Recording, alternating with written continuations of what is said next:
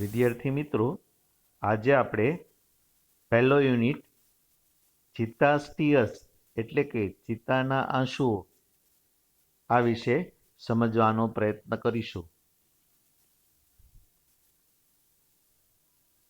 Long ago, a Zulu hunter was sitting under a tree. ઘણા વર્ષો પહેલા એક જુલ્લુ જાતિનો શિકારી એક ઝાડ નીચે બેઠો હતો. His name was Eddie. તેનું નામ એડી હતું. He saw a large herd of deer grazing in lush green meadow. તેમણે એક લીલાછમ હરિયાળા ઘાસના મેદાનમાં એક હરણનું ટોળું ચરતા જોયું. He said to himself, તેણે પોતાની જાતને કહ્યું, These deer are really wonderful. આ હરણ ખૂબ સુંદર છે. But I have to run a lot to catch one of them. પણ તેમાંના કોઈક એક હરણને જો મારે પકડવું હોય તો મારે ખૂબ જ દોડવું પડે. Can't there be an easy way to get one?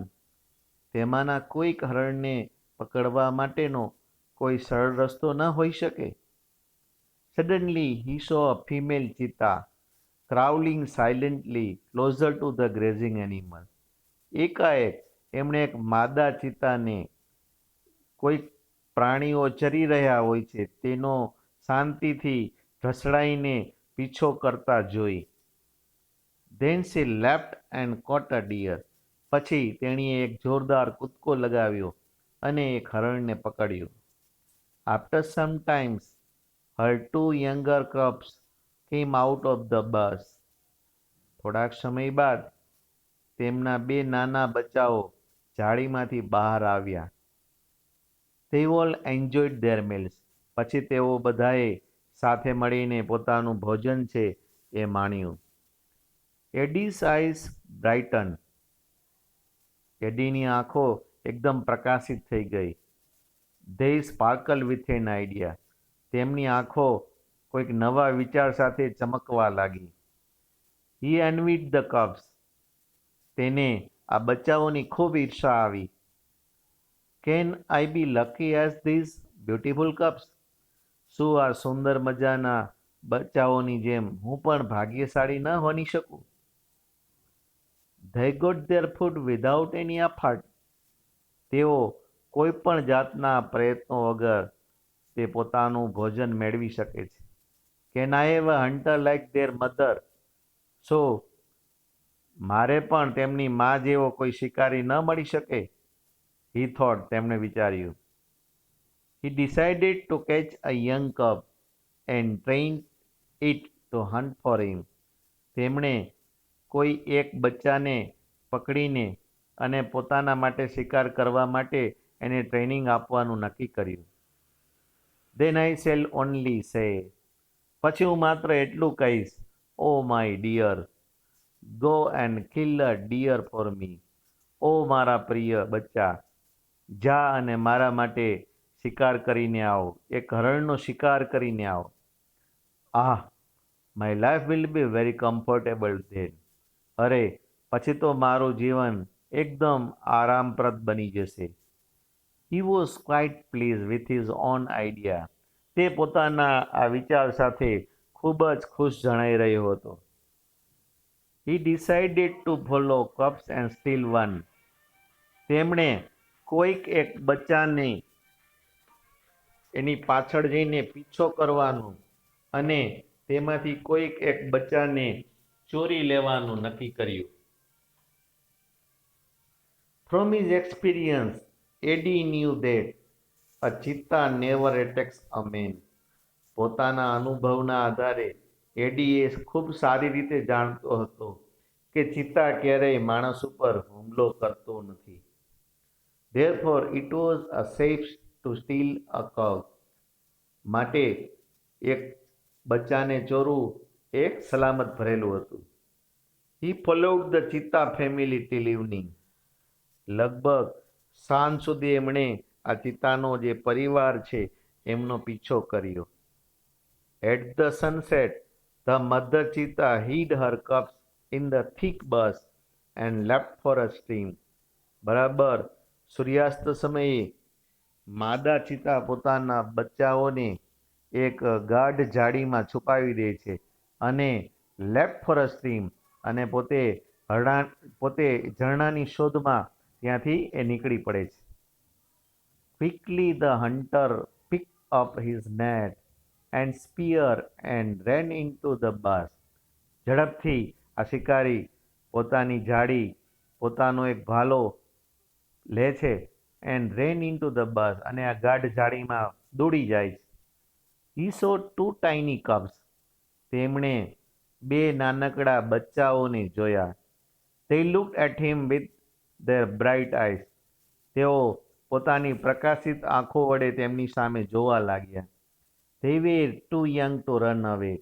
તેઓ ત્યાંથી દોડીને જઈ શકે એટલા સક્ષમ ન હતા. તેઓ ખૂબ નાના હતા, માટે તેઓ ત્યાંથી દોડીને ભાગી શકે એ પરિસ્થિતિમાં નહોતા. Adi through their net over them. એડીએ પોતાની નેટ છે એટલે કે એડીએ પોતાની જાળી તેમના ઉપર ફેંકી. And the cubs were caught. અને આ બચ્ચાઓ છે એ પકડાઈ જાય છે. He needed only one cub but he thought. એમને તો માત્ર એક જ બચ્ચું જોતું હતું, પણ તેણે વિચાર્યું, it is always better to have two slaves instead of one. આપણી પાસે એક ગુલામ હોય એના કરતાં બે ગુલામ હોય તો વધુ સારું. He dragged them with him and hid them under a big basket. તે આ બચ્ચાઓને પોતાની સાથે ઢસડીને લઈ જાય છે અને આ બચ્ચાઓને એક મોટા બાસ્કેટમાં એ છુપાવી દે છે. The mother cheetah return after a while. માદા ચિત્તા થોડા સમય બાદ તે જગ્યાએ પાછી ફરે છે. She did not find her cubs. તેણીએ પોતાના બચ્ચા ત્યાં જોયા નહીં. She looked all around. તેણે આજુબાજુમાં બધે જ શોધી કાઢ્યું. First of all she became angry and jump widely. સૌથી પહેલાં તો એકદમ ગુસ્સે થઈ તે અને હિંસક રીતે આમ તેમ કૂદાકૂદ કરવા લાગી. શી સ્નિપ્ડ ઓલ અરાઉન્ડ. તે આજુબાજુમાં બધે જ ભટકવા માંડે છે. બટ અલ્લાસ, પણ છેવટે નિરાશ થઈ જાય છે. She could not find her dear babies.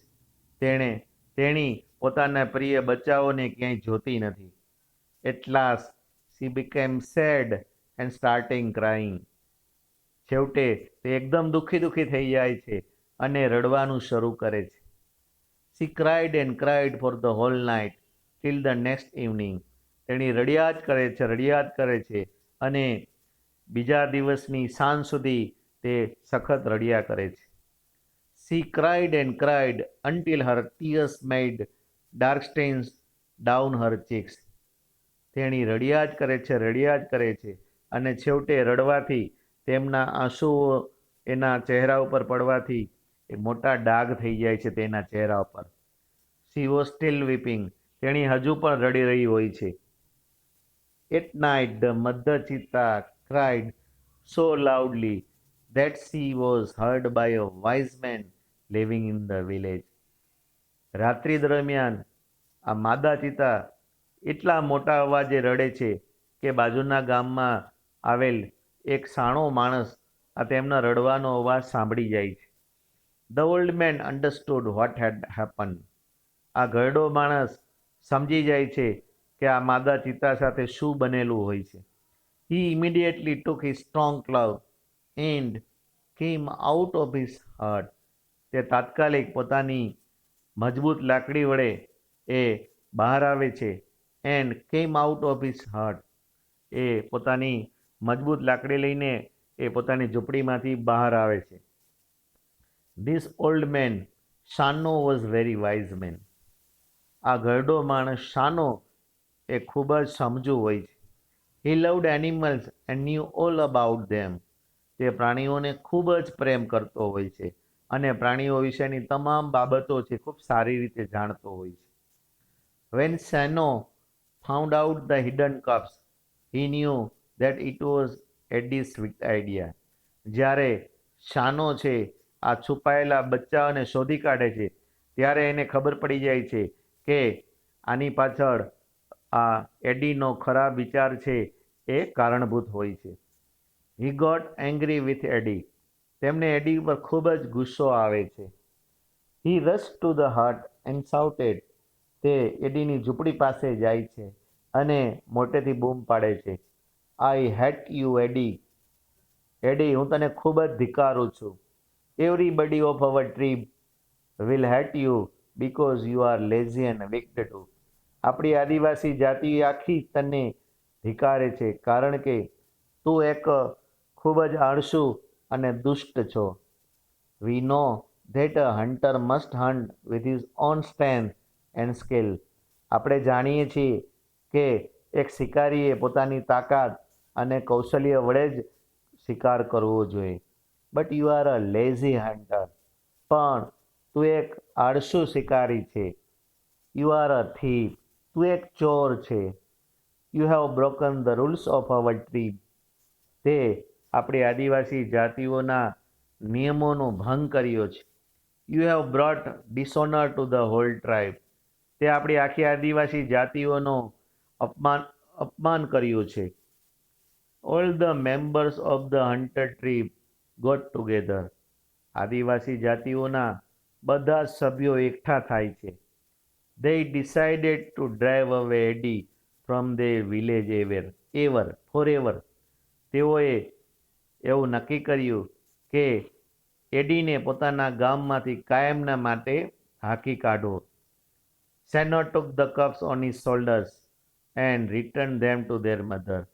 સેનો આ બંને બચ્ચાઓને પોતાના ખભા પર બેસાડે છે અને આ બચ્ચાઓને તેની માતાને પરત સોંપી આપે છે. He saw that long weeping of the mother Cheetah had stained her face forever. તેમણે જોયું કે ખૂબ જ લાંબા સમય સુધી રડવાને કારણે માદા ચિત્તા છે એના ચહેરા ઉપર કાયમના માટે કાળા ડાઘ થઈ જાય છે. ફેક્ટ્સ અબાઉટ ચિત્તા. ચિત્તા વિશેની કેટલીક રસપ્રદ બાબતો. Height 100 centimetres. તેમની હાઇટ છે એટલે કે તેમની ઊંચાઈ છે લગભગ 100 સેન્ટીમીટર જેટલી હોય છે. Weight 65 kgs. તેમનો વજન છે તે આશરે 65 કિલોગ્રામ જેટલો છે. Weight at birth 300 grams. જન્મ સમયે તેમનો વજન 300 ગ્રામ.